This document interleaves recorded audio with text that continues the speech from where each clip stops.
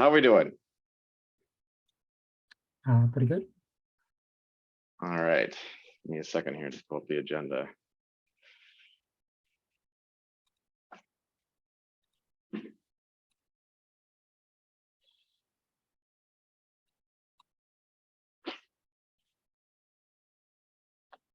Okay. All right. Thanks, Simon.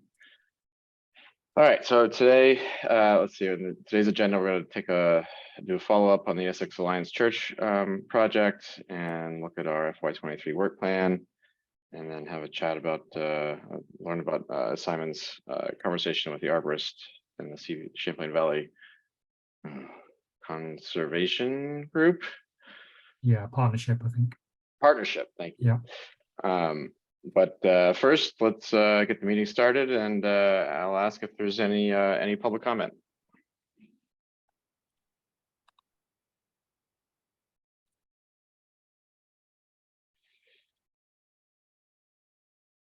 All right, not hearing any. Let's move on to the minutes from our last meeting.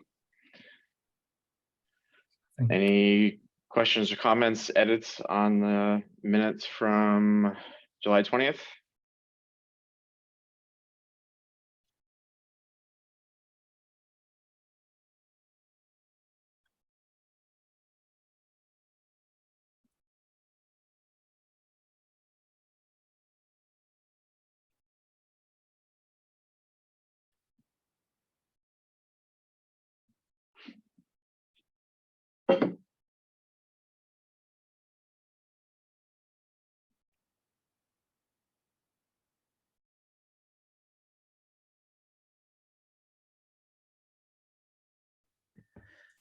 I'll make a motion to approve the minutes of July 20th. I'll second it. All right.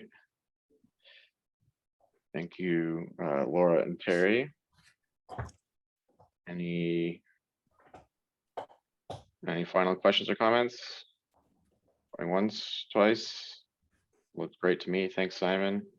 All right, all in favor of approving the minutes from July 20th, please say aye.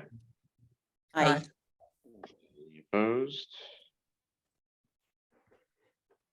All right, anyone, any abstentions? I'm gonna abstain because I was not at the meeting. Okay, thanks, Kim. Okay, then the minutes pass. Looking at Simon, we do have quorum, right? We're missing Gary and Yeah. Reed. We're good. Okay. All right, great. Thanks, everyone. So next up is the Essex Alliance Church project, right? Yeah. Yes. Okay. So we were waiting for the class 3 wetlands assessment on this one, correct? Yeah, so you saw this in July 6 and prepared a list of recommendations, which was just basically pending receipt of that class 3 functional assessment. The project went to the DRB last Tuesday, and it's been continued to September 13th, pending the resolution of a few issues. So we can update our recommendation now that we've got the functional assessment.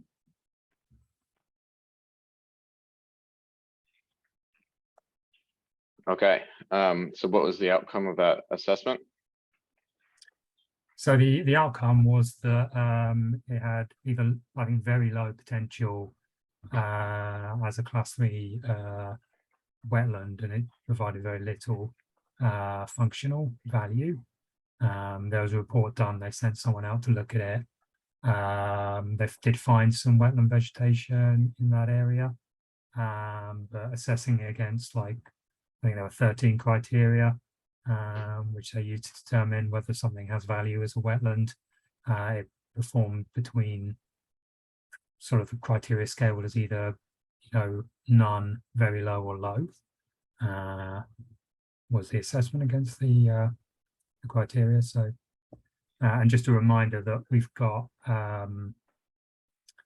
the bylaw talks about the DRB, the Conservation Commission can make a recommendation to the DRB to retain it in its natural state if it has significant functional value. And I think that the gist of the applicant's report, or rather the conclusion, is that it doesn't. Okay. I have a question. Somewhere in that report, I read that the field had been tiled, which is a term that's used in agriculture when farmers actually put drainage tiles or to drain the fields. And will that be disturbed during construction, or will that stay intact? Because that is one reason why the fields might be in a little bit better condition than if they weren't tiled. Meaning the fields would be, most likely it would be wetter. If Wetter, the tile correct. system wasn't. big, right, if it was not still in place. So I don't know how far that they dig down for that tile, but during construction, would that ultimately be removed? Yes, it would be in the area that's to be disturbed. That would be removed. So would that create new conditions for the wetlands to revert back to what they previously were, which was wet? Outside of the limits of disturbance, it could affect the hydrology of the soils. But within the entire area that's to be disturbed, I don't think that it would really create, new wetlands or anything like that due to the drainage systems we've implemented on site. Andy, you want to add something? Yeah, I was going to say it's important to note that in the areas that are going to be disturbed, as Dan said, while the drainage tile, agricultural drainage tile may be eliminated, it'll be replaced with a whole variety of other types of subsurface drainage. There'll be drainage around each of the homes. There'll be drainage along the roadway. There'll also be bedding around the sewer and the water and the storm pipes that all provide a conduit for groundwater to be collected and conveyed away from that developed area. So while the agricultural drainage tile will be eliminated within the development area, it'll be replaced by a number of other conduits providing a similar function, with those agricultural tiles being basically dead-ended where that disturbance begins. As Dan said, the hydrology could change within the wetland areas that are outside the limits of disturbance, because the drainage features that are there now will be interrupted. Okay, thank you. And presumably, the math will be done to make sure that the potential increase of stormwater off of that parcel will be addressed with the various stormwater ponds and other tools on the property. Correct. Yeah. We are providing stormwater management. We are going to obtain a state stormwater discharge permit. So the runoff and the post conditions will be less than the pre for up to the 100-year storm event.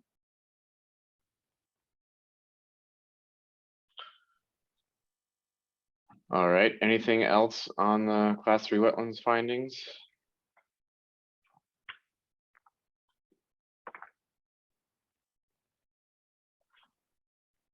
I guess I have maybe just a point of clarification from Simon, which is that since they are found to be not significant, does that mean that the way you read the bylaw, it sounds like then we don't make a recommendation about them at all? Is that accurate? Yeah, you'd only make a positive recommendation to the DRB, but I think given that we sort of left it open in the previous findings, we should probably clarify that we don't. We should say what we think. Either, it's not significant, or we don't find it unsignificant, if that makes sense. Yeah, so I guess we should figure out what we want the wording to be there, or if we want to just if we all just want to recite what the finding was. So Simon, can you share your screen with the draft findings that you've proposed?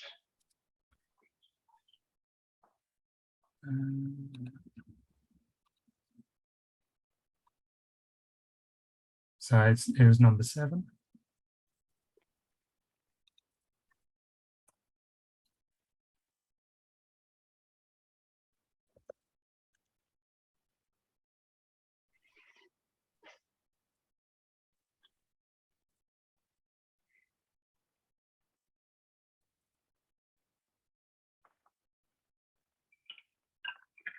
So do we need to make a motion to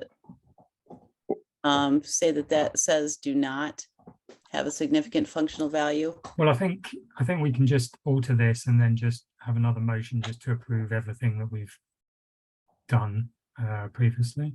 So you can either, the functional assessment finds that they do not have a significant functional value, or they do have a significant functional value. And then that would just be the change in the findings, and we're not changing our recommendations at all. Mhm.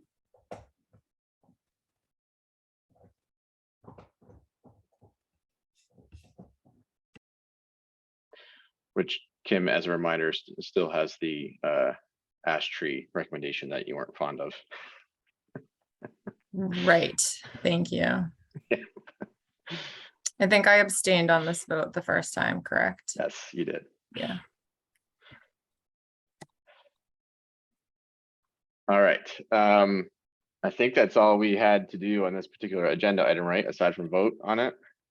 Yeah. Okay.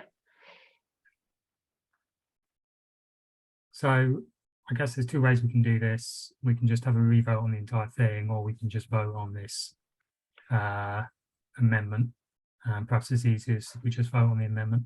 That's what I was going to Yeah. suggest is ask for a motion to amend the finding and recommendations to reflect that the class 3 wetlands do not have a significant functional value. I will make a motion, what Eric said.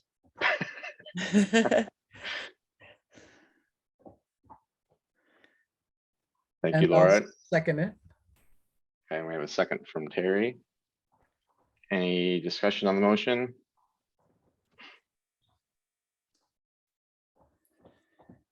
All right, all in favor of the motion, please say aye. Aye. Aye. Any opposed? And any abstentions? All right, motion carries. Thanks, everyone. Thank you. Thank you. All right.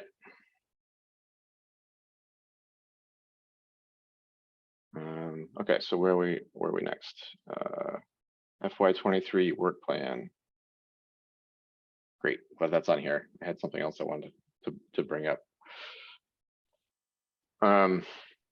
Which I'm just gonna share now before I forget. I was wondering, Simon, if we could bring in Christine. She's still our stormwater person, right, for the town? Yeah. I was wondering if we could bring in Christine to have an update on the status and progress, I guess, on the flow restoration plan for the Allen Brook. It doesn't have to be anytime soon, but I've just been curious to hear how we're doing on that implementation of that plan. Okay. I'll ask her. Thanks. All right, so for this, what we're going to do with this today, we're going to continue prioritizing Yeah, so elements. I think I just summarized what's short term and long term from our discussion and put them down in bullet points in no particular order, although they are numbered, and put down what's long term. And really, it's just to start, I guess, does this sort of accurately reflect what we talked about? I think we discussed that these are all appropriate work topics to take forward and start, discussing what we're going to, particularly the next meeting, but also in the meetings going into September. Because I think some have more critical timing than others in terms of dependencies on things like the Master Naturalist program. They need to start selecting their projects. When does, we need to get on top of the forestry consultation for Catamount.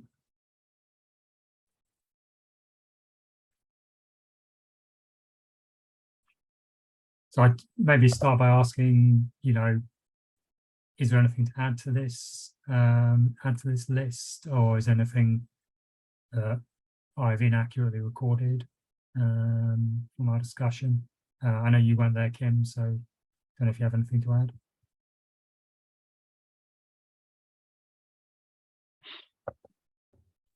I have just one thing that's a possible site walk, and only because I was emailing back and forth with Chapin.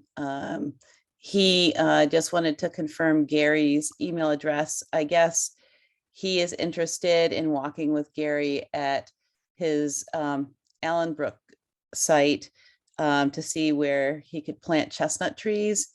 And that's a possible place we could also have a site walk, though it's not, you know, I think he's going to walk there with Gary at some point anyway, so it's not high on the importance list.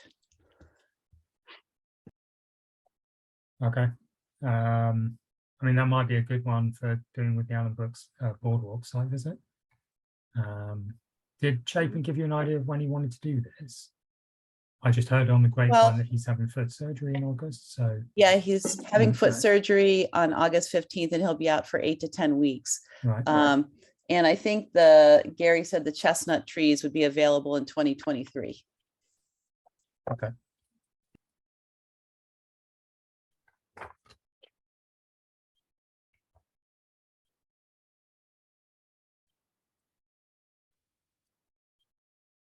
It looks like the list is pretty much what we talked about last time between the A and the B groupings.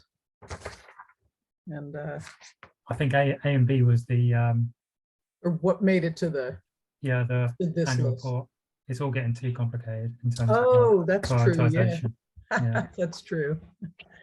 So this is Simon, under just for clarification, under long-term number 2, the change to current use, in the second bullet, you've got Vermont DOF. Is that Department of Finance? It might be Department of Forestry, I would guess. Okay. I'll try and avoid using these acronyms because I don't even know if that's the right acronym for them. Yeah, Department of- Yeah. Forest Yeah. Parks and Rec.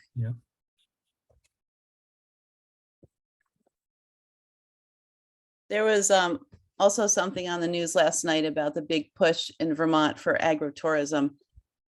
So, and there's money available for farms, et cetera. So, you know, maybe because there is this push, that would push that up a little bit on the list. Yeah, is that the one that the governor announced that, was it August would be agritourism month or something like that? Yes. So oh, go ahead. I've got a couple of things to say. So Melinda forwarded me the UVM NR 206 request for problems that their students can study. Which they're looking for sort of ideas to present to the students sort of late August, early September. Now, as I understand it, I'm not sort of well versed in what UVM do, but this is a separate program to Walt Pullman's graduate class.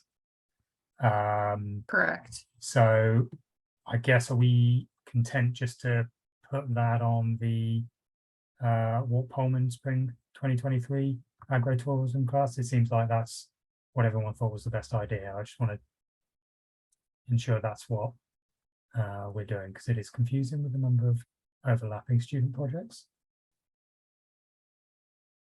Walt's class is graduate students, and this is a senior capstone class that is all the majors in the Rubenstein School. So there's really like a mix of like everybody in the school takes it. So it's a mix of like competency and skill level and like content area knowledge.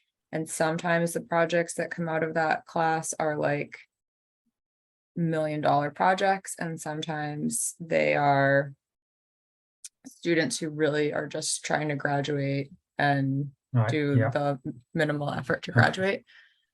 So it's variable outputs. Yeah. Sometimes I think it's like worth it was worth Melinda's time or other community partners' times, and sometimes I don't. I'll, in full disclosure, my first job out of college was like coordinating the community partners for that class. So Yeah. I've kind of seen how the sausage gets made, and the class is really different now. It's evolved like a whole bunch of times. There's somebody different who teaches it. It has a lot of TAs.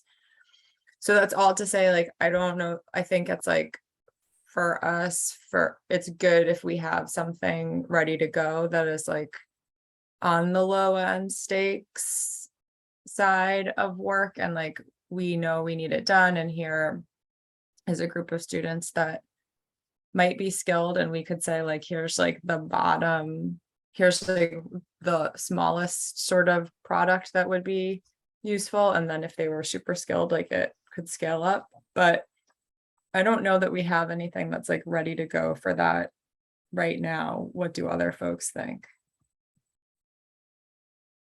I'll just say, Kim, I think that's a good summary of my experiences with this class, and I'll just add that I think it's best to keep expectations low, and sometimes you get what you pay for, and sometimes you get a lot more, and meaning we don't pay anything for it. Yeah.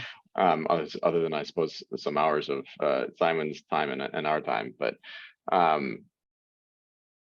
I agree that I think it would be good if we can go into this with a couple of very clear projects to propose to the class to work on, and again keep our expectations low for what the final product might be. We have had some very good experiences. I don't mean to downplay it, but we've had some very good experiences with this program too. So.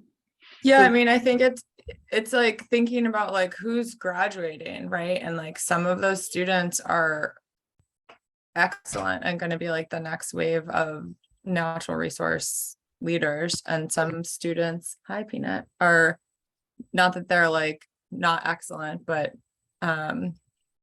really just like focused on graduating or focused on other things. And so yeah, I think Eric's saying if we go into it like really with low expectations, and then if we get like the outstanding group, that's awesome. But I guess I don't know if we have a project that's even ready. So was there, Well, I think- would you say that the last class, the NR 206, was a good outcome? They did a work on possibly creating a survey for the townspeople about agritourism. Is that right? Yeah, so was that a 206 class or was that Walt's class? Well, So, I Walt, think looking at it, because I looked at this yesterday, I think it was the 206 class that did it as like a preemptor, and they left it open with like next step, taking it forward as a public forum.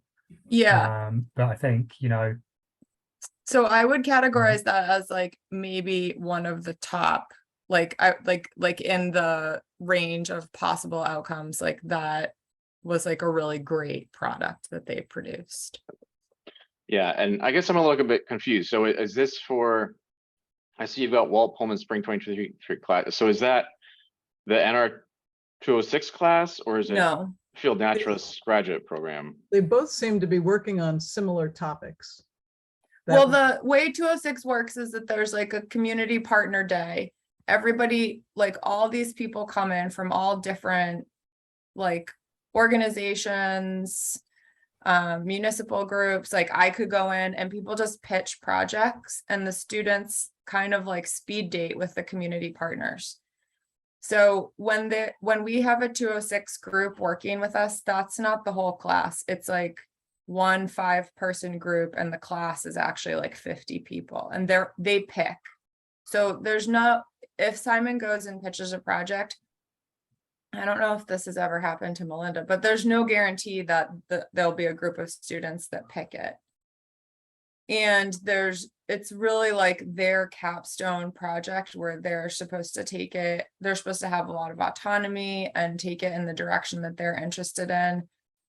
And so I think Walt's whole class is working on this topic because Walt is interested in agritourism. And so he's dictating this a little bit more. I think Zach is still teaching 206, and it's not that way. He's supporting them with like like the content that he's teaching is like the sort of like college transition outside of college, like be autonomous, do your own project.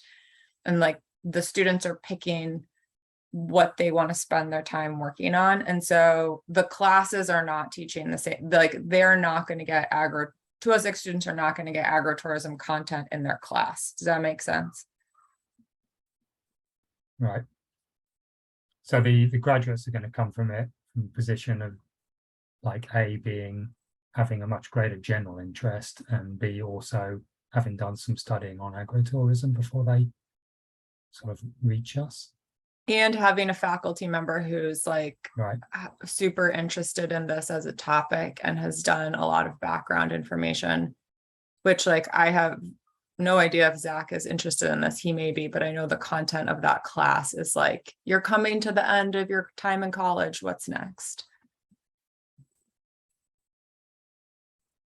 So I don't know, but like, I think this is all good background, but I guess like, I'm also just not sure, like, do we have a thing that we're like, this is what we would pitch them? I mean, I don't, and it feels like the agritourism thing is definitely something that would want for the graduate class, rather than this NR206 class. I know Melinda's got some energy projects that she's thinking of taking to NR206. So there will be some Williston projects out there. Mhm. So I haven't looked at that report from the class in a while. Do they offer any next steps? Like here's what you should consider doing next in the report? It was a draft survey, right? Yeah, I think so. And then there was also, recommendation to sort of convene a public forum to talk with, landowners, neighbors, sort of interested parties about, how this could be taken forward. Mhm. Which seemed to be the largest element of that recommendation. Yeah, what I have in my notes from that day is that class developed a survey with thoughts on land uses to pass on to the following class. That's what I have in my notes, but I don't have anything else. Right. And I guess that's kind of what I was thinking, is if there's another logical step that's coming out of that report for the next class to do, then maybe that's what we propose. Let them keep running with it. Yeah, and I do have community forum is a great idea for that class. And just a question, do we have a lot of farmers in town looking for guidance other than Laura's farm? It's a good question, Terry. Right. I mean, I don't know how much, I mean, Isham's is pretty well established.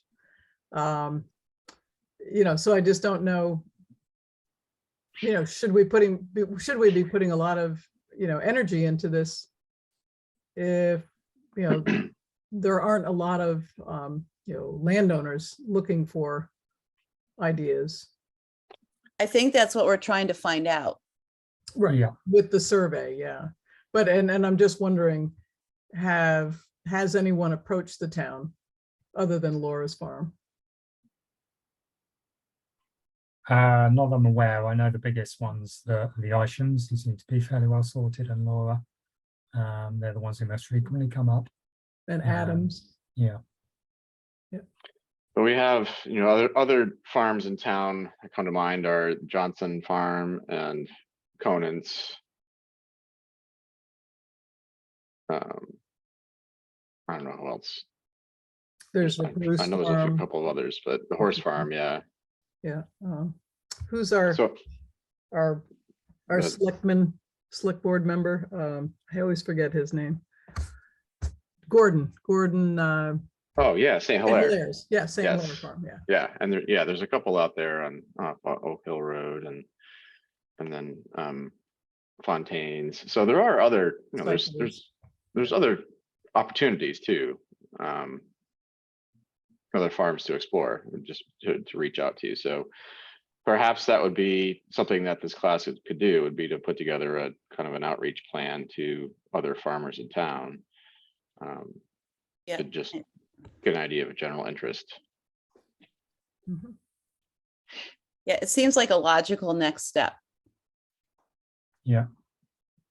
So I guess the question on our end is, do we feel like there's time to like have a coherent pitch for fall and our 206, or do we want to have Walt's graduate class think about this and potentially implement the survey and do outreach events in the spring? Which the outreach events seem like more sophisticated than I might want undergraduate students to do. Yes, I think so. Yeah. And if Walt has a passion for this agritourism, that might make sense.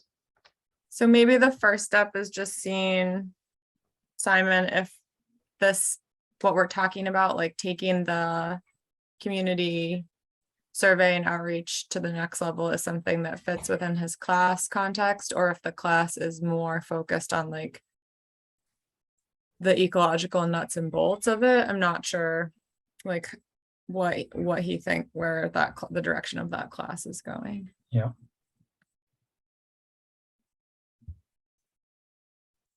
Okay.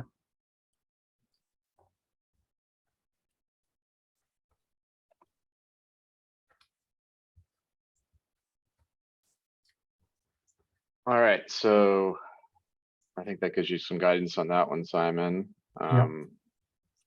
Other thoughts that I had, I think it would be good to get the Allenbrook Boardwalk site visit on the schedule if we don't have it already, because we've got like what 4 meetings until fall, and then fall weather, who knows what happens. Sadly, only 4 Yeah. meetings until fall. So that seems like a good idea to me. The Friends of the Wheel Mud Pond accessible trail, I think it was left a position where I think Adam from that has gone away to do some work on his grant, but I think he did want to speak to us about some alterations, particularly to the grade of some of the trails in Mud Pond, and whether that would be something we can support. So maybe we could combine that with the Allenbrook site visit, do those 2 on the same day. Mhm. Okay, That sounds good. and then how long do we have Anne O'Day for? Sort of early October. Okay. So when I spoke to her, she seemed fairly flexible. I mean, I think she works like 3 days generally, and she can be flexible about those. It turns out she's a big golfer, so as long as there's no golf tournament that conflicts with our meetings, it's fine.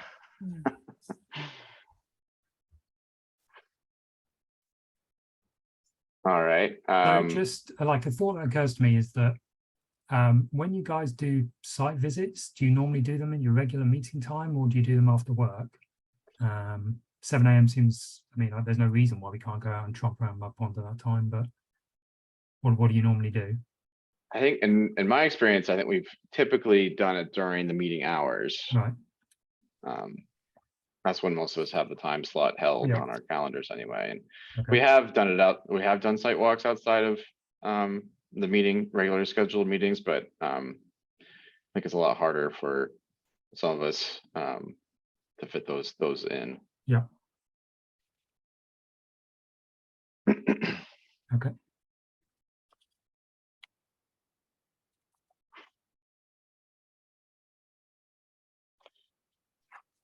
And all right, so then I think, yeah, I guess from my perspective, I feel like this group is most productive when we can just focus on a particular topic for a couple of meetings in a row, Right.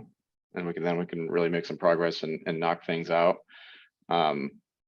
So I guess, unless there's something else that folks want to focus on, I guess that would be my suggestion, is maybe we just focus on trails for a couple of meetings. We have this trails committee idea. We could do the site visit or site visits.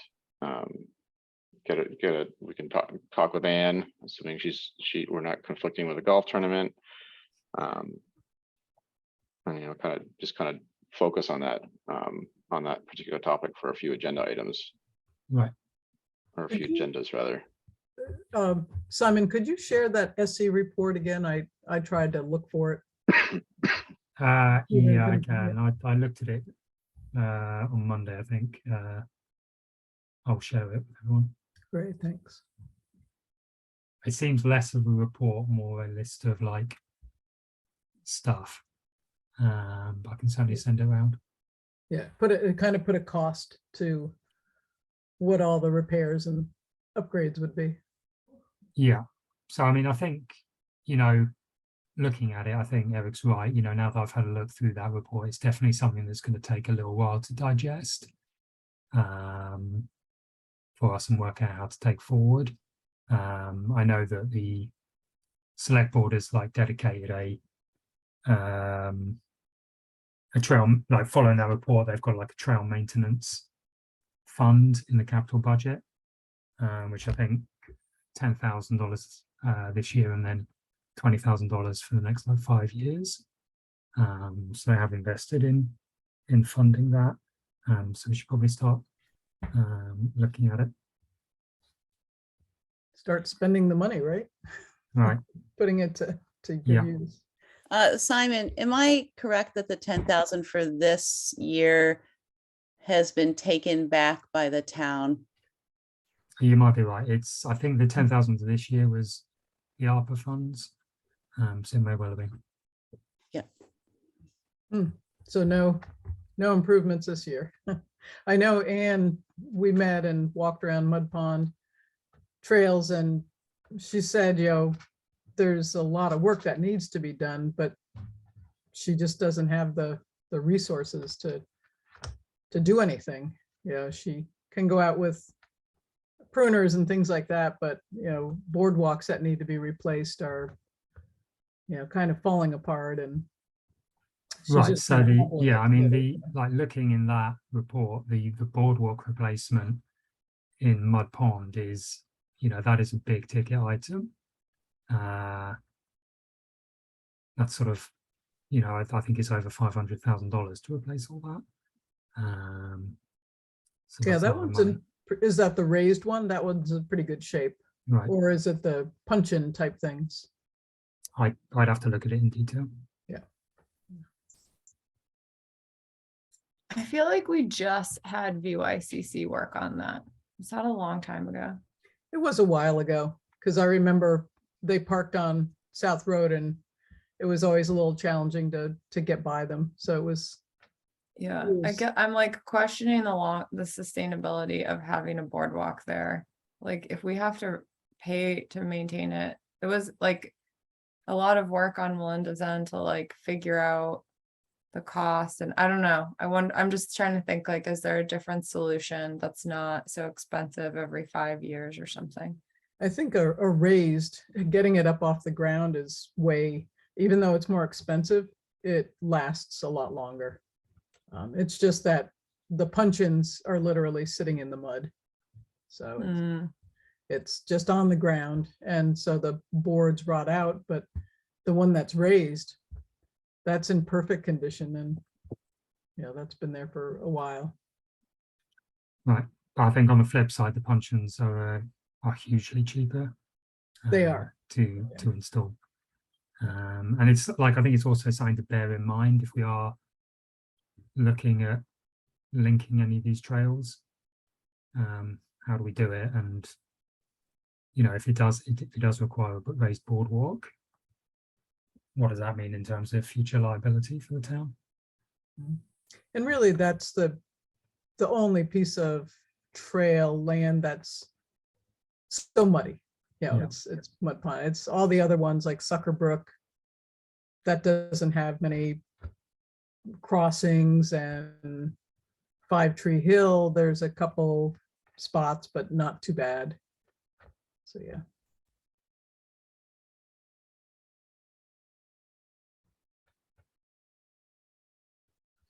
Okay. So we'll do a couple of meetings in quick succession on the trails. Yep. Start Sorry, looking at when- those issues.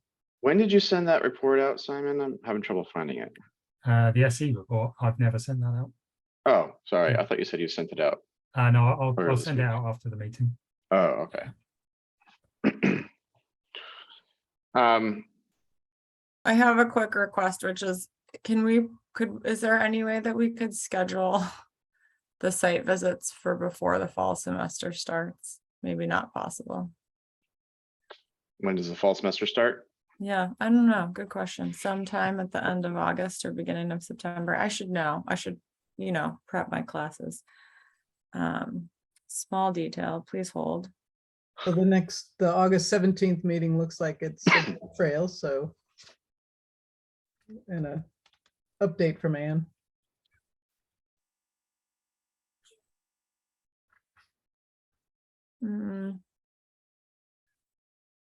What semester is this? Fall 2022. Wednesday, no, that's waitlist cleared. Geez, they don't make this calendar easy to read. Monday, September 5th. So looks like looking at the schedule that Simon has up on the screen. 17th. Well, that would be the next meeting we have, the only meeting we have between now and when the fall Yeah. semester starts. But we've got some trail stuff on that agenda anyway, so maybe that would be a good time to do it. We could do a site walk there. Maybe Anne could, I don't know if Anne could do it update while we're join us and do an update while on the site walk or not. I guess that would be the meeting. If it doesn't work for other people, it's fine. I think that I'm gonna have to join these meetings from Plattsburgh because I'm teaching at 10 on Wednesdays. So I think I would have a hard time being at a site walk during this meeting time once that class starts. But if Okay. I don't if it is better for everyone else, I can just miss it. I could make a site visit on August 17th.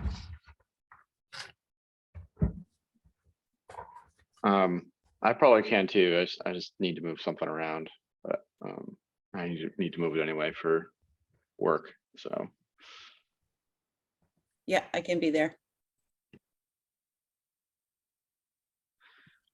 Okay, so depending on whether Adam can make that from Mud Pond or not, I think regardless, maybe we should just go out and look at the Allen book at whenever, and we can get an update from Anne maybe beforehand. Because if we take her on the sidewalk, I think we'll end up just talking about the site we're on, or the walk we're on. Okay. What was happening at Mud Pond? I forget. Was that the handicap It's the access? the Fellowship of the Wheel people. Yeah.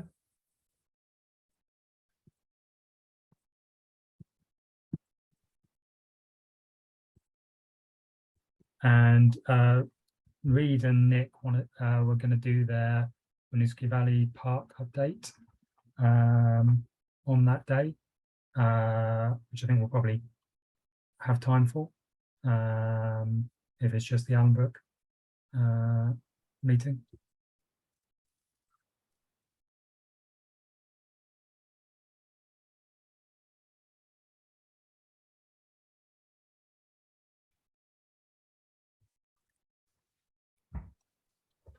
and okay, so that's good. That's already on the schedule.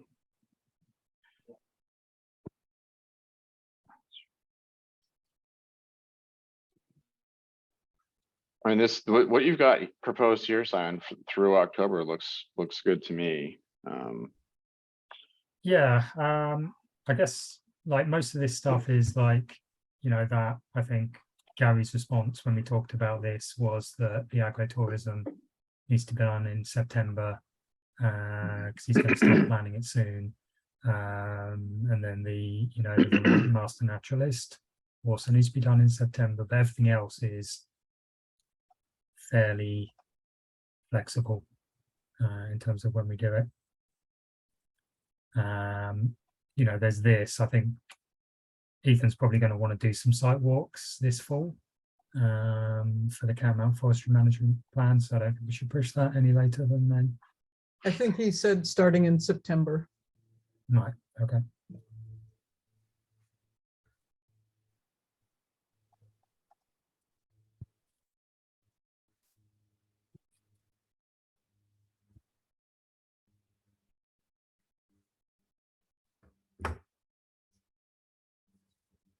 I guess the only other thing I had was thinking about the town plan 2025 work. We don't need to do this today, but I guess another agenda item for another day would be to just map out a schedule for getting that done. Once we have a time frame from Eric or whomever to have it wrapped up. Yeah. Did we ever get kind of a from Jens, did we get any comments about the significant wildlife habitat assessment? No, I don't think we did. There's something he mentioned to me last Thursday when we were in the meeting, what the status is of that. So I think maybe if I just send him what we've got, which is the draft bylaw text and the maps, we can get him to have a look at it, and then we can have a meeting on that issue, because I think you guys talked about the draft bylaw text and the maps, figure out how to take it forward. But I think with everything the Planning Commission is doing with form-based code and the village bylaw amendments, it's probably going to be integrated as part of the town plan 2025, those changes. Right, and so that will go into the town plan, but there has to be public comment on it. Yeah, so I think we need to get that map into the town plan, and then we need to look at what the town plan says about wildlife habitat areas and see if that needs tweaking, and then once we've got that, I think the bylaw change can follow on from that.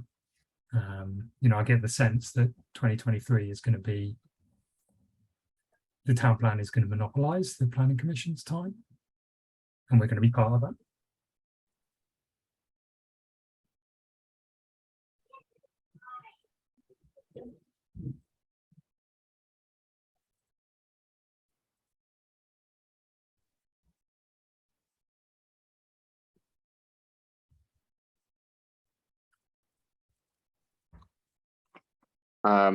And then, so I guess a question for when the Winooski Valley Park District is here, would just be to get an update or hear from them on the Glacier property. I can't remember what the status of that is. If the town still owns it, or if it's been officially turned over to the Park District, or what the process Not the that is. Glacier. What's The that? Jacobs. Oh, it's Jacobs. Jacobs. Okay, which one's Glacier? It's the one on Old Stage Road. Oh, yes. Where they were talking Okay. about doing a Different, specific plan. Yes, all right. So Jacobs, I guess they'll probably give us an update on that anyway. Yeah.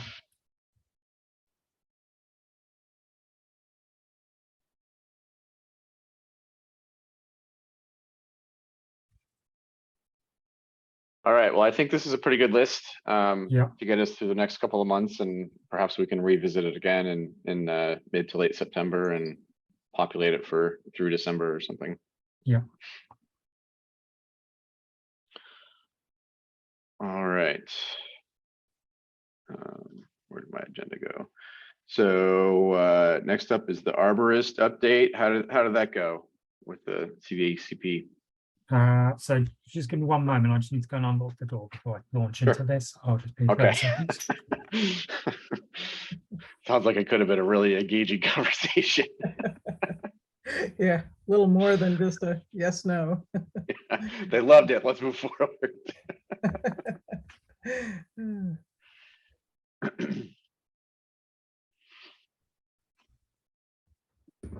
Well, I did reach out to a few towns, and oh, here he comes. There. We're getting our large plotter swapped out today. So the guys were here yesterday, but I don't want them to turn up and decide they can't get in, so they're going to go off and see someone else. Right. Yeah. So I got my notes here for the arborist discussion. Talked about it at the Champlain Valley original partnership. So Alex was there from Heinsberg. He said they do have a town tree warden who is essentially a volunteer. He's a landscaper, so he runs his own landscaping business in town, and he does this sort of tree warden duties on a voluntary basis. Alex said he's very knowledgeable. He's great outreach. You know, he actually has his own tree nursery, and he's great on the sort of advocacy for planting trees in the town. You know, the main drawback was because he's a volunteer and he runs his landscaping business. It can be difficult to sort of get responses, you know, particularly when during his busy periods. So South Burlington are probably the most, as you might expect, and the most advanced. They've got the biggest population. They've got a dedicated arborist on staff who is a full-time person in their Department of Public Works, a guy called Craig Lambert. So he works full-time. He works on city trees, sort of, you know, parks and right-of-way, supervising any new tree planting, looking at where trees need to be taken out, and generally caring for the city-owned trees. South Burlington actually have a tree ordinance that they've adopted January 27, 2017. So that regulates sort of the planting, maintenance, protection and removal of trees, and it's also sort of instituted a city tree board who are sort of responsible for promoting the responsible care of trees, which I think actually just fits within their Natural Resources Committee / Conservation Commission. So I think they just sort of double up there in terms of the role they play. Interestingly, South Burlington do have a tree farm down near Wheeler Park that they manage, and I think they take trees from for planting. So those are the two people who provided some feedback at the meeting. I did a bit of work on Shelburne myself. They like South Burlington. They got a tree committee and they got a tree policy. So their tree committee meets monthly. I think they're separate from the Conservation Commission, from what I can tell. And they advise on trees in sort of town-owned spaces, sort of more formal spaces, so rights of way and their formal parks. And I think the Conservation Commission advises on any tree work necessarily in their natural areas, which presumably is not a huge amount. They do have a tree warden. Again, he's a guy called David Hall. He's a volunteer. Again, he runs his own landscaping business. You know, he does work with their Department of Public Works and their parks departments on tree removals and planting.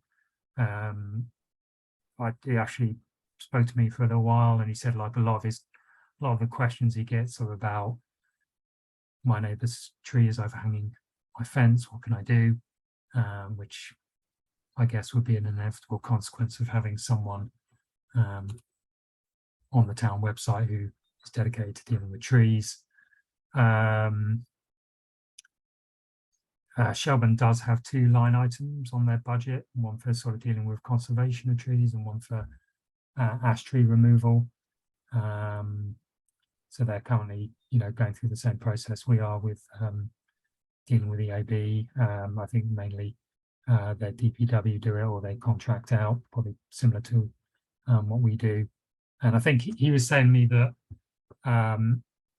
like everywhere, I guess, you know, they do advocate for more money to put into this sort of tree budget, but sort of tends to get frozen out a little bit more by what's perceived as more pressing issues like you know, highway maintenance and stuff like that. But I think one thing that interesting that he said is, you know, he does manage to find a few synergies with working with all these different people, working with Public Works and the parks guys, that he can leverage in a bit more of an arboricultural slant on it, and maybe get a bit more bang for their buck, whereas everything, you know, previously was quite siloed. So that was it. St. George don't have a tree guy, given their size. You know, Alex, I think, did think that there could be some merit sharing services with Heinsberg, either, you know, through, you know, a collective RFP for, you know, a fund for drawing down, or some other method. I think South Burlington all set, and it sounds like Shelburne are fairly all set at the moment. Thanks, Simon. So I guess I followed you up till the end there. So you said Alex said, is Alex with St. Sorry, George Alex, or with no, Alex Weinhagen is from Heinsberg. Heinsberg? Okay, so Heinsberg. So all right. So Heinsberg would be interested in a conversation about sharing a tree warden. I think so, yeah. Okay. And I was trying to follow you through the different towns. So are they all just focused on city trees and then advising on public or private trees as that comes up? I think the role of the tree warden, from my understanding, is dedicated to primarily trees in the public right of way, but also trees on, you know, city or town owned land. Yep. No one I spoke to has it in their remit to, you know, advocate for tree planting on private land. That's not part of the tree warden's role, and it's not something that, you know, any of them seem to undertake on anything other than like an ad hoc, someone called me, so I gave them a bit of advice basis. So I know that when we talked about it 2 weeks ago, there was a lot of interest in, you know, making it a sort of almost like a dual thing where, you know, we can advise on trees in the public right of way, we can advise on, you know, increasing diversity along town road trails, but they can also go out and start being more proactive with, you know, residents or HOAs who have these random pieces of land that are basically just, you know, sort of left over after they've built all their houses and just get mowed. And that would be, you know, that would be something that's very different from, I think, anything that anyone I talk to seems to be doing at the moment. Yep. I guess the question is, do we want to take it the scope that far? Yeah. Or- So yeah. You know, when the town is eventually in the position to hire more people, following last year's budget, I don't think, you know, I think a town arborist is something that, you know, is something that's merits serious discussion. I don't think it's an aspirational thing. I think it's something that is a serious proposition when the budget would allow. So I did chat with Ethan a little bit about, you know, an arborist and / tree warden. And yeah, he basically said, you know, it would be a great idea. So I just was wondering, so Ethan basically is kind of in charge, you know, looks over the town forests and that kind of land, where a tree warden would mostly be focusing on, you know, town and village trees. Is that correct? Mhm. Yeah. So he thought, Also, a forestry and like a forester and an arborist are super different. Well, Yes. maybe not to the non-forestry community. Right. But to- But yeah, that's I what see he them as said. super different. right, he said, you know, he does talk with a few tree wardens, but they're basically, you know, you're right. It's a different set of trees, basically. So He thought that Essex and Essex Junction, or however they're split up now, might be a good partner for Williston, because they are growing and they have similar situations. So, and I think they have a tree wardens, but again, they're volunteer positions, so it's on a kind of as needed basis. And I guess I'm doing a little bit of phone tag. Richmond definitely showed interest.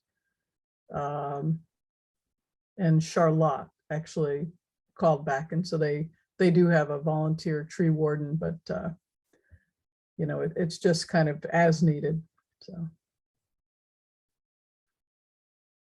Right. but I think there was a lot of interest. I don't think they had really thought about that, about having a paid position, and of course, you know, the cost. So, but to share that position with another town probably would be helpful.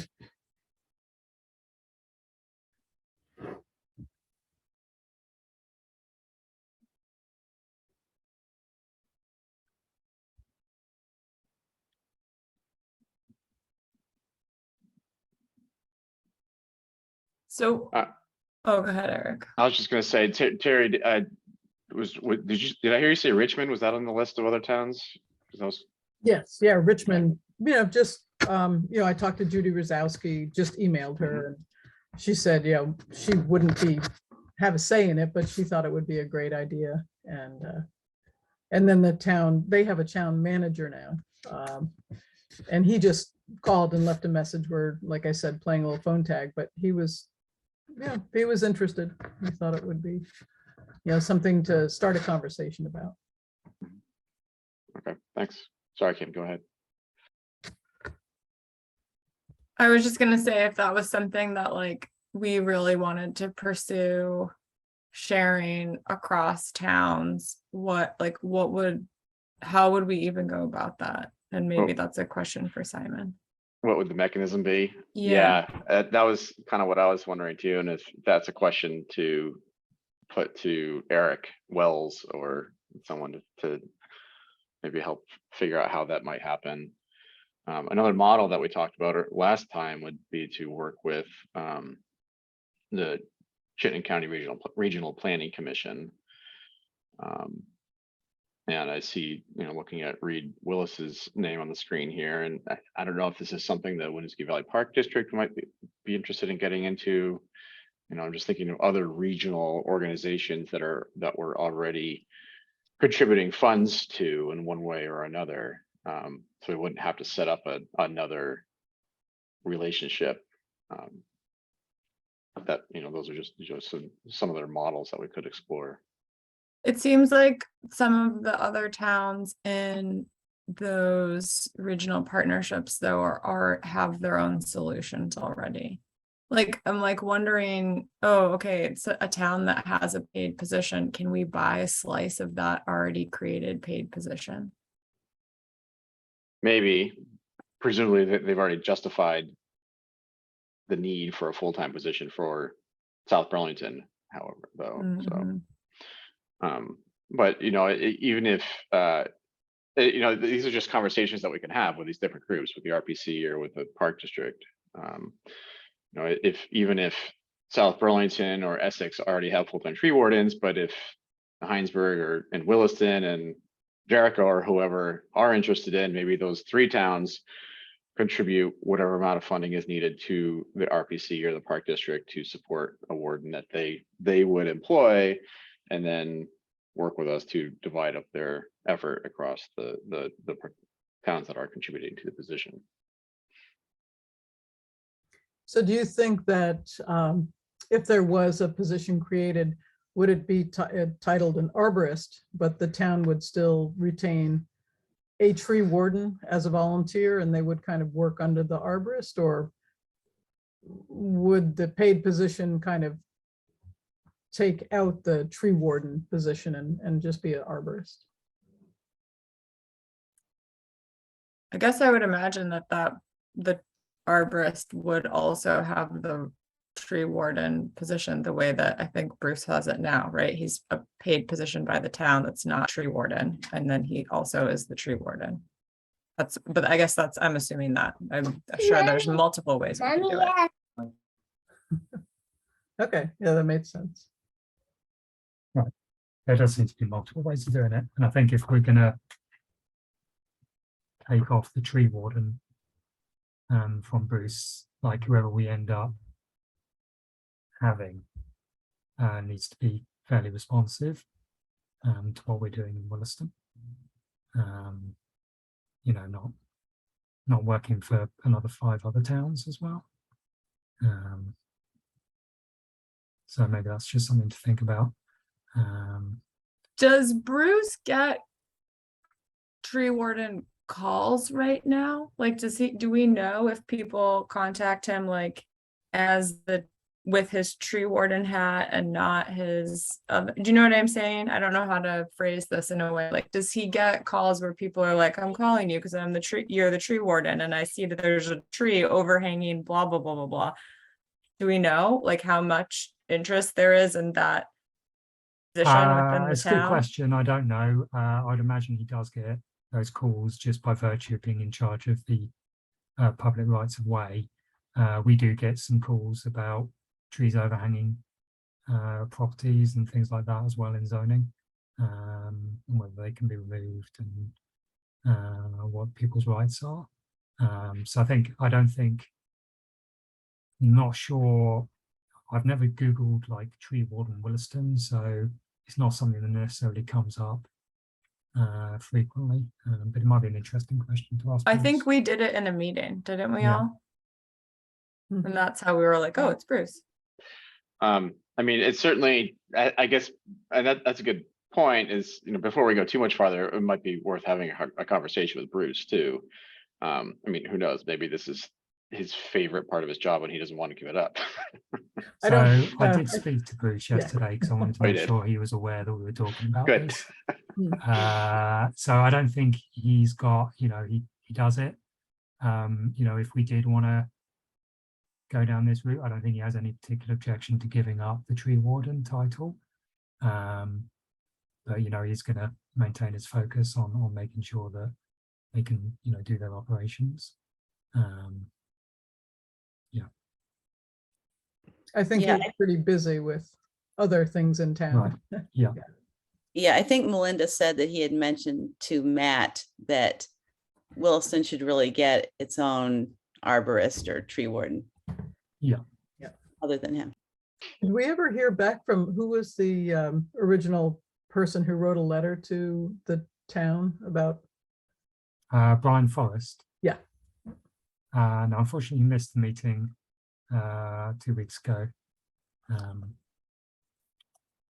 So I mean, I think we'll just, this is something that you guys are interested in now, rather than a particular response to him.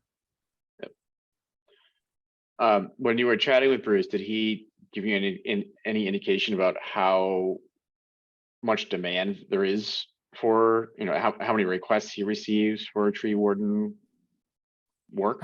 Not really. I was talking to him about a load of things. So I think he's more focused on like dealing with trees in the public right of way, and I think probably delegates the park items to Todd Goodwin to manage and take down as or do the work as necessary. That's where he was coming from. I think now that EAB is in Williston, he might be focusing on getting rid of the rest of those ash trees. So I think that might be his main focus now. Yeah. Sharpen his chainsaws. Yeah. I see Teacher Tree Services has a big thing on Front Porch Forum saying Emerald Ash Borer and Taft's Corners. Treat your trees. So that's out there. Oh, good. I thought you were going to say that they were advertising, cut down all of your ash trees now. No, they were actually wanting to, well, they'd take them down, but they also treat them. Okay. I guess cutting it down is a one-time fee. Treating it is a recurring fee Fair. for 2 years. Yeah.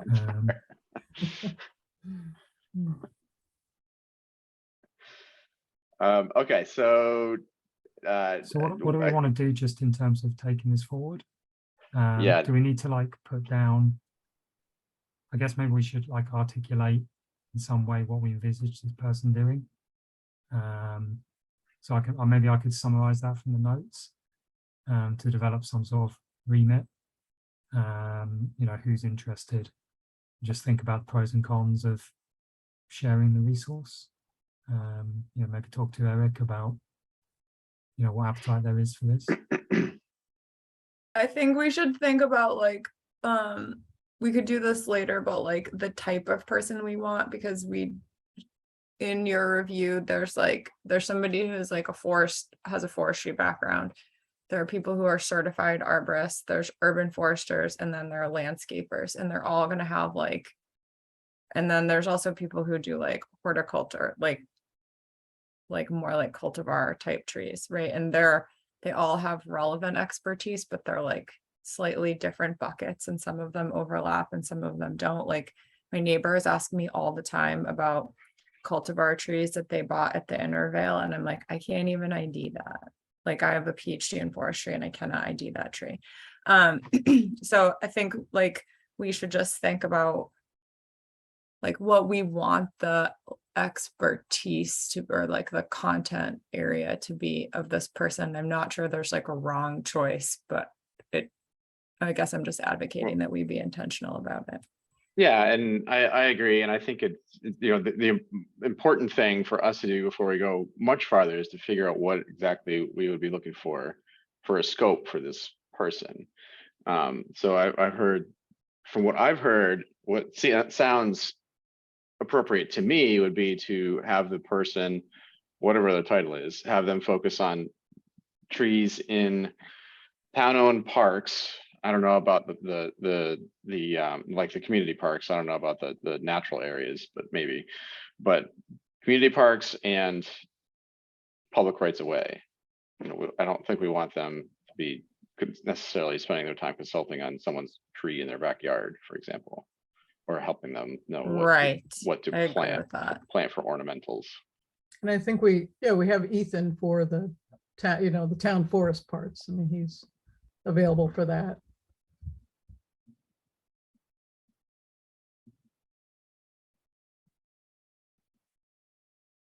Yeah, I think someone who can focus on, Taft's Corners, these new, I don't know, these new developments that are popping up, who's responsible for those trees? Is it the individual HOAs and things like that? But, and would this person, would they have a business, as an arborist? Would that, kind of tie in? So I think another level of this, it sounds like we're talking about like trees outside of forests or natural areas. No, right? Like, so not in the community like outside the scope of the purview of the county forester. So then I would say like the next question is like, do we want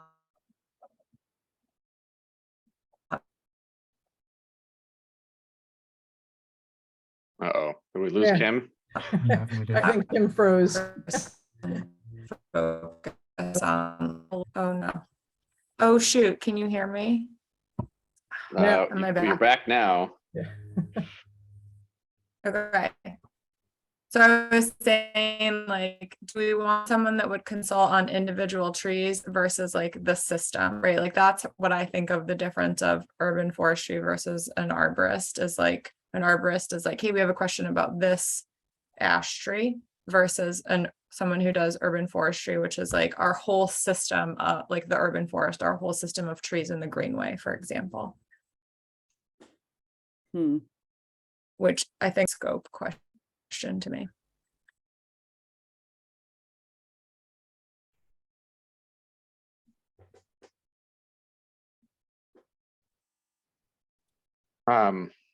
That sounds like a great idea. I'm trying to think of how different that would be.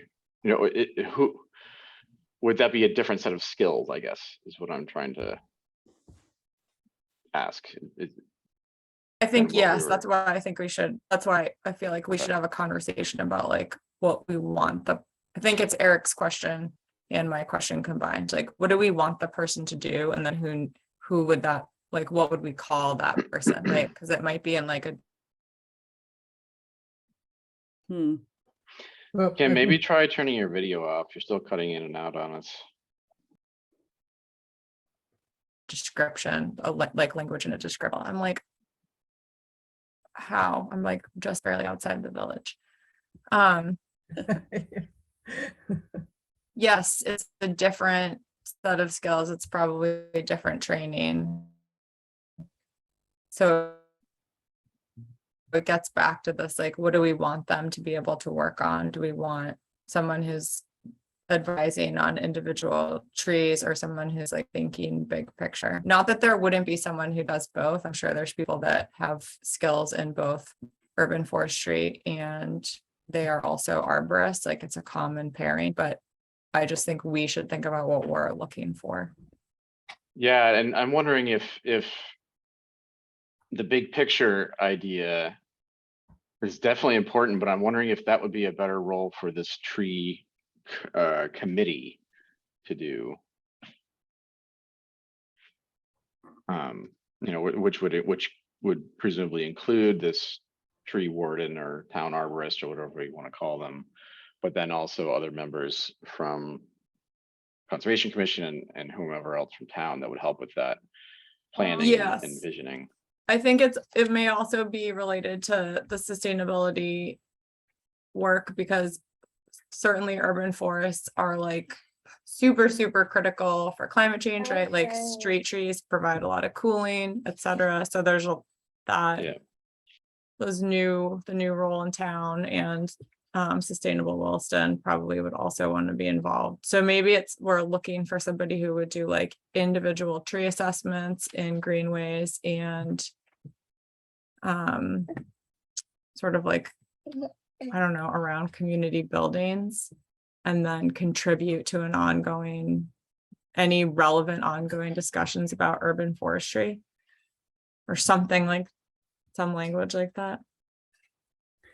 So Simon, did you talk with the South Burlington folks, you know, kind of in detail on what their responsibilities were for their Well, it wasn't, it was the sort of assistant town manager who attended the meetings who provided the update.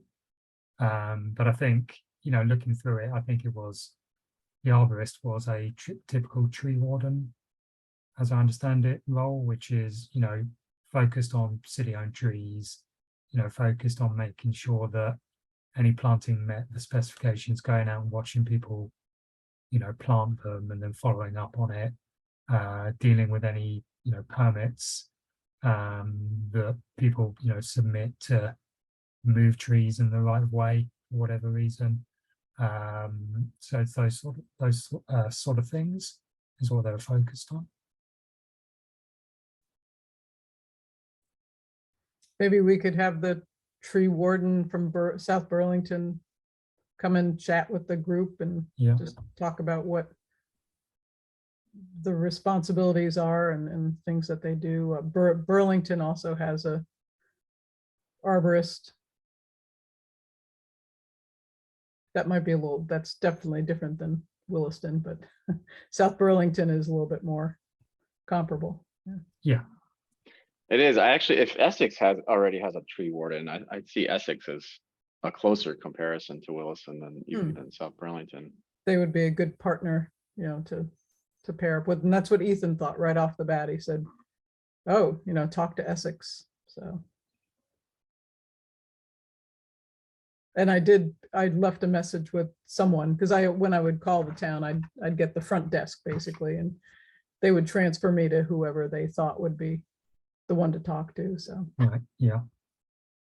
A common problem when you don't really know who you're trying to get hold of. right, I Yeah. had no idea. So, and they were never in, the person I Yeah. needed to talk to. So Out doing stuff. yeah, which yeah, it exactly. is, yeah. So Okay. So I think that's, you know, we do need to develop the scope, and from that we're going to get I think, like Kim says, an idea of the type of person we envisage this role being, arborist, etc. Maybe we can get someone in to talk to us about what the town tree warden is involved in Essex, and maybe like that discussion will help formulate an idea about how much time we are going to expect this person to dedicate. There's no use in sharing with 4 towns if we've got half a person's worth of work to do.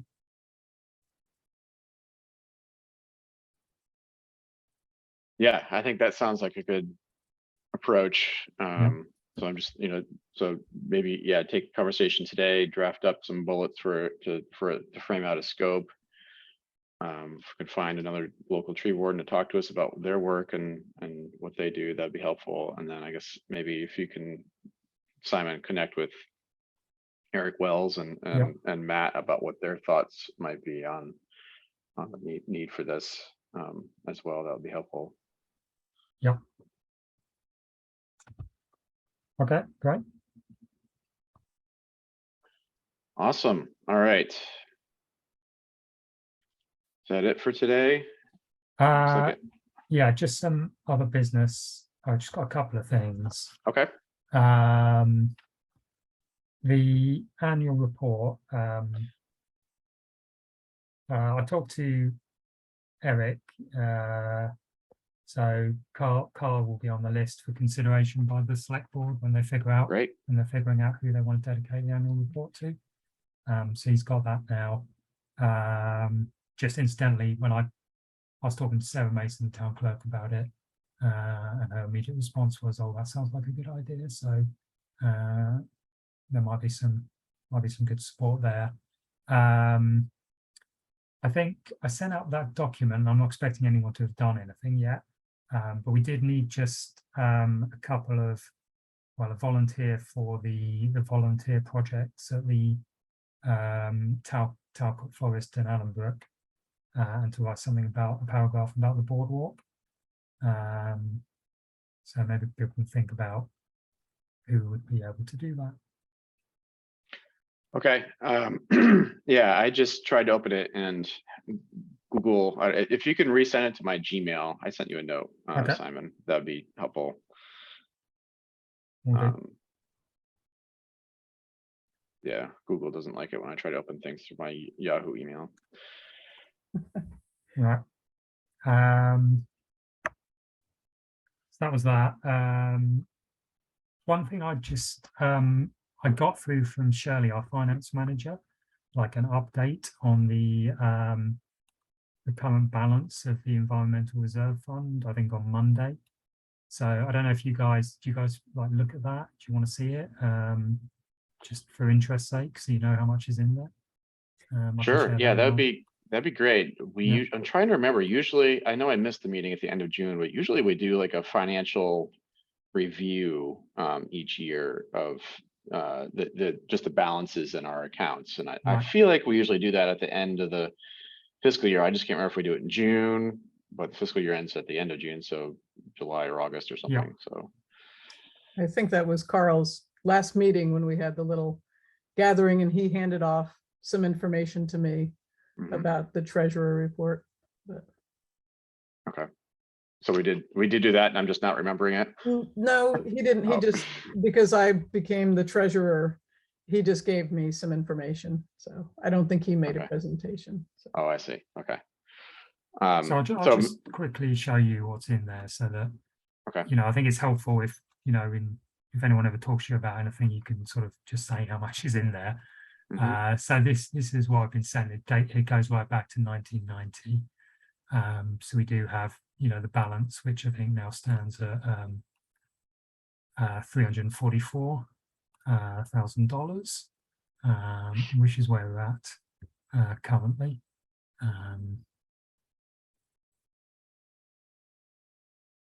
What's we got a $200 donation? Yeah, it all counts. Oh, Alright. was that for the EAB from Green Mountain Audubon Society?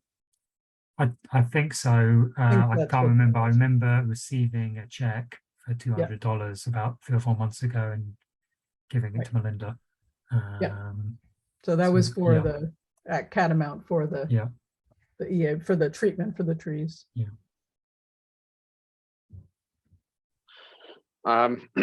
Once upon a time, we took a look at this account and decided on an appropriate balance to maintain in here. And I'm digging deep into the fog of my memory, but I feel I like remember it was, that conversation, but not the number. yeah, I feel like it was around $500,000, give or take 100,000 or so. I'd have to dig back through email. There was memos we were sending to the town and the select board and all this and that to try and advocate for a target balance to maintain. This was before the Catamount purchase. But actually, so I have to look back, but good to know that we're at 340,000. You know, maybe we can advocate to the town to contribute to that, to get that balance up to whatever our target was. I'll have to figure out. Maybe Gary can help remember what that was too. But, Yeah, well, it looks okay. like we've been getting transfers from the town on a yearly basis, so we're getting up there Okay. reasonably soon. Yeah, and that was, you know, when we did that exercise, that was probably, I don't know, 5 years ago or so, something like that. So property values have increased, so we may need to revisit what that target balance might be for the EPF. Okay, thanks, Simon. Any other updates? Not really. Alex from Heinsberg mentioned at the CVR, or whatever meeting we had, just about an interesting VPR article about Indiana bats in their town forest. Which I don't know if everyone saw. They've got Indiana bats there. That's the sort of furthest northern and eastern they've been recorded. It turns out they've actually got one of the biggest colonies. In Heinsberg? Just one of the biggest colonies anywhere. Oh, wow. I think an Eagle Scout put up 3 bat boxes like 10, 12 years ago. They've recorded, you know, over 100 bats coming out of each one, which when apparently most populations are sort of 50 to 80. So that's a piece of good conservation news there, and it's definitely worth looking up that VPR article if you're interested in bats. Yeah, that's good to know. I feel like not. I had thought they were down in the Bristol area, but There was a great VPR story about it. I'm sure everyone just heard Eleanor yell, "I'm hungry" at me, so I'm gonna go sign off and go get my kids breakfast. yes. All right. Yes, I need to get ready for my meeting here as well. So I just had a quick something to throw for Catamount was that we went out and Ethan got those signage put up for the 2023 forest management. So those are up out on Sandman Trail. And he put up a sign also. He had one made for the emerald ash borer treatment for the trees on the Night Loop and Geronimo. And just that he will start doing walks in September. cool. Yeah, thanks, Terry. I saw your email about that. I'm busy with a field tour thing for work. So that was the cost for the invasives. Yeah, too, is that I sent that out. He said, you know, in over 10 years, 50,000 and or as much as the town can afford to. Because once he starts doing that operation logging, it's going to open up. There's going to be a lot of canopy openings, so that's going to give the invasives lots of opportunity. Yeah. Yes. Yeah. Yes. Okay. Well, 5,000 a year. I mean, it sounds like a lot, but in the grand scheme of things, that's not too bad, actually, from my perspective, anyway. And Considering what hopefully, you'd spend to, yeah. Yeah, and hopefully, once it gets, so under control, sort of, I mean, you're never going to control the invasives, but yeah, it would be a lot easier for volunteers to manage what little comes up, after that period. And, once you kind of get it manageable. Yep. So that, we can talk about this again, but just something to think about when we do talk about it again is how we might go about finding those funds. And would that be our responsibility for the Conservation Commission, or would that be Catamount doing that, or Catamount Group? Which I don't know. Right. And there is a stewardship fund that can be used. And then when the logging happens in 2023, that money can be used to go towards invasive treatment. So hopefully we're going to make Perfect. some money. Yep. I hope so. Terry, for the next budget, are you going to ask for $5,000? Yes, Good. for the invasive. I just had no clue when we did the last budget. I just didn't have any concept of that we really needed a lot more. So it's very underfunded at the moment. So Yeah, I mean, it's Catamount's such a gem. right. Yeah, I think we need to put a little bit more into it.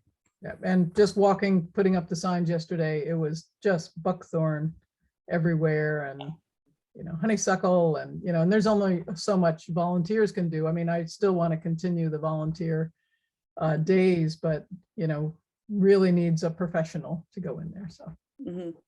Yeah, thank you for doing that, Terry. Yeah. All right, I need to prep for my 9 o'clock meeting here. So I gotta log off, but thanks everyone. And I guess we'll prep for a site walk at our next meeting. Thank you, Eric. All Thank you. right, Bye, thank Terry. Bye. you. Have a good day. I know. back. Bye.